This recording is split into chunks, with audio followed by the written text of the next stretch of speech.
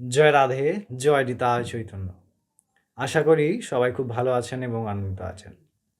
তমেব মাতা চ পিতা তমেব, তমেব বন্ধুশ্চ সখা তমেব, তমেব বিদ্যা দ্রবিণম তমেব, তমেব সর্বং মম দেবদেব।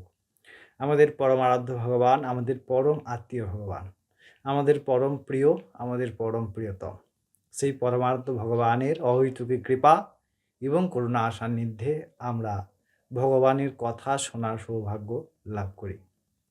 আমরা বর্তমানে শ্রীমদ্ ভাগবত মহাপুরাণ প্রথম অধ্যায় মাহাত্ম্য কথা পর্যায়ক্রমে শ্লোক পর্যায়ে আলোচনা করছিলাম। আগের দিন আমরা যে কথা আলোচনা করছিলাম 40তম শ্লোক।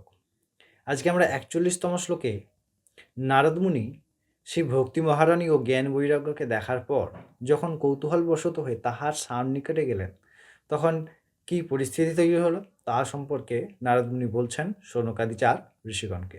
আমরা সেই 41তম শ্লোক নিয়ে আজকে আলোচনা করব। চলুন প্রথমে সেই 41তম শ্লোক দেখা যাক কি বলছেন, তারপরে আমরা এই শ্লোকের বিশেষ পর্যালোচনা করার প্রচেষ্টা করব।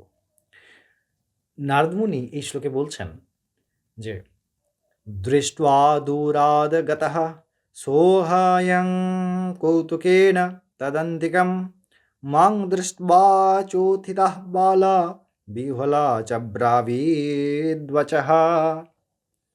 অর্থাৎ নারদমুনি বলছেন যে যখন আমি সেই যুবতীরূপী ভক্তি মহারানী এবং তার কোলে শুয়ে থাকা 2 বৃদ্ধ, তাহার 2 পুত্র জ্ঞান বৈরাগ্য এবং তাহারকে ঘিরে যে সমস্ত পবিত্র তীর্থ এবং নদীগণ সুন্দর রূপ ধারণ করে তাহাদের সেবায় নিযুক্ত আছে, এমন অভূতপূর্ব দৃষ্টি দেখে যাহা আগে কোনোদিন আমি দেখি নাই, তাহা দেখে যখন তাহার নিকটে আসলাম কৌতূহলবশতভাবে, তখন সেই যুবতী আমাকে দেখে দাঁড়ালেন এবং তাহার ভাব ছিল যেন তিনি যেন আমার থেকে কিছু সাহায্য চাইছেন এবং আমি তাকে যেন কোনো রকম বিশেষ সাহায্য প্রদান করি, এই সম্পর্কে বলছেন। এবং এর পরবর্তীতে নারদমুনি, আমরা দেখব নারদমুনি সেই ভক্তি মহারানীর উপাসনা করছেন এবং ভক্তি মহারানী কী রূপে তাহাদের পরিচয় করাচ্ছেন নারদমুনিকে, আমরা সেই প্রসঙ্গে 42তম শ্লোক নিয়ে জানাবো। ভক্তির উবাচ। আজ এই শ্লোকের এই পর্যন্ত আশা করি বর্তমান শ্লোকটি আপনারা বুঝতে পেরেছেন। যারা পর্যায়ক্রমে দেখছেন তারা বিষয়টি বুঝতে পারবেন, যারা প্রথম দেখছেন তারা এইভাবে বুঝতে পারবেন না। এই কারণেই আমরা শ্লোক ধরে ধরে প্রতিদিন আলোচনা করছি। সবাই খুব ভালো থাকুন, আনন্দে থাকুন। জয় রাধে।